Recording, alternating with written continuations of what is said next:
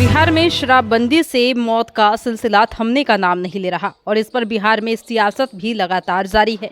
इसी दरमियान बात करें चिराग पासवान की, तो चिराग पासवान के बयान का सबको इंतजार होता है।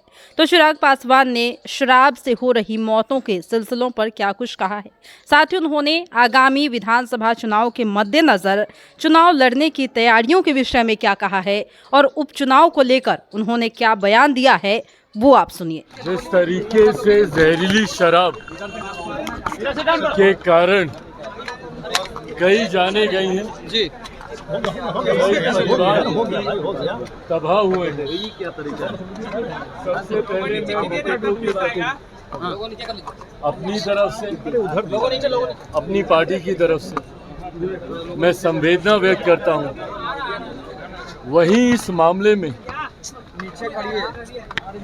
जिस तीव्रता से जांच की जा रही है, एसआईटी का गठन करके जिस तरीके से गिरफ्तारी इसमें की जा रही है, ये हमारी सरकार की गंभीरता को भी दर्शाता है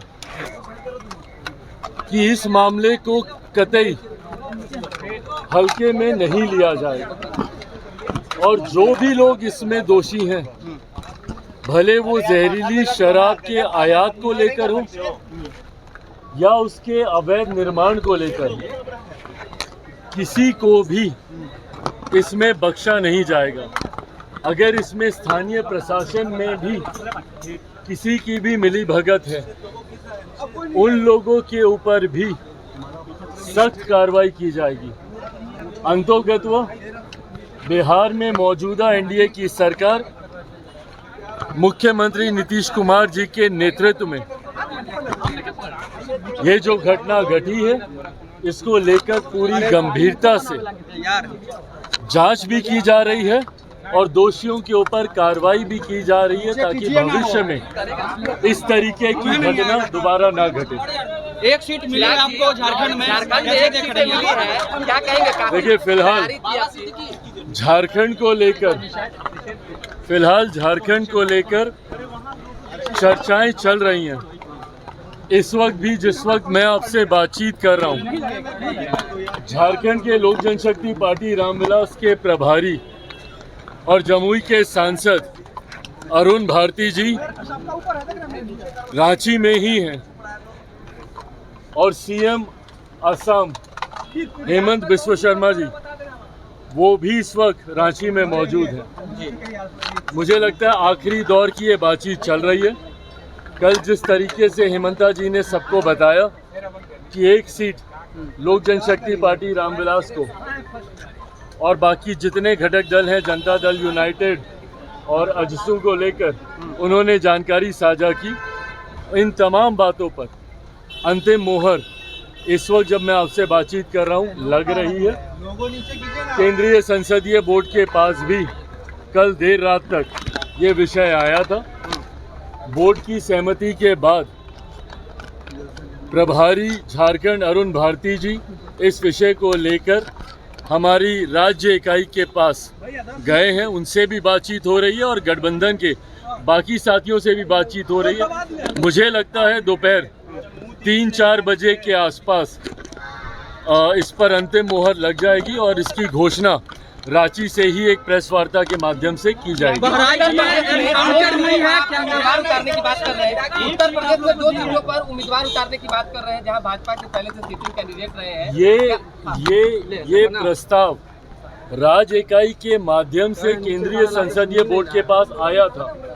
इस विषय को मैं स्पष्ट कर दूं कि ये जो उत्तर प्रदेश में उपचुनाव में लोक जनशक्ति पार्टी रामविलास चुनाव लड़ेगी, ये बात कल राज्य इकाई के माध्यम से वहां पर कही गई थी, पर ये बात एक प्रस्ताव के तौर पर राज्य इकाई ने केंद्रीय संसदीय बोर्ड के पास भेजा था, जिसको केंद्रीय संसदीय बोर्ड ने अस्वीकार किया है। उत्तर प्रदेश में लोक जनशक्ति पार्टी रामविलास कोई उपचुनाव में चुनाव नहीं लड़ने जा रही है। हम लोग सिर्फ इस चुनाव में, झारखंड में हम लोग चुनाव लड़ेंगे। इसके अलावा तमाम उपचुनाव में लोक जनशक्ति पार्टी रामविलास भारतीय जनता पार्टी का मजबूती से समर्थन करेगी, भले वो बिहार का उपचुनाव हो, उत्तर प्रदेश का उपचुनाव हो, महाराष्ट्र में विधानसभा के चुनाव हो। इस चुनाव में हम लोग सिर्फ झारखंड में हम लोग चुनाव लड़ेंगे। बाबा सिद्दीकी की हत्या कर दी गई है, बाबा सिद्दीकी की हत्या कर दी गई है, क्या कहेंगे उस पर? देखिए, ये दुखद घटना है। बाबा सिद्दीकी जी, उनसे मेरा भी पुराना परिचय रहा, उनसे मेरे भी खूबसूरत, मजबूत और पुराने संबंध रहे। ऐसे में उनका जाना मेरे लिए भी एक व्यक्तिगत नुकसान है। मैंने भी एक साथी को, उनके जाने में एक साथी को खोया है। ऐसे में मैं उनके परिवार के प्रति अपनी संवेदनाएं प्रकट करता हूं और साथ ही में उम्मीद करता हूं कि जल्द से जल्द उनके परिवार को न्याय मिले और दोषियों को कड़ी सजा मिले। मुख्यमंत्री नीतीश कुमार, मुख्यमंत्री जरूरी है, मुख्यमंत्री केंद्र सरकार और राज्य सरकार भी उनकी सुरक्षा को लेकर चिंतित है। हर कदम, हर संभव कदम उठाए जा रहे हैं ताकि उनकी सुरक्षा में किसी तरीके की कोई चूक न हो। मुख्यमंत्री नीतीश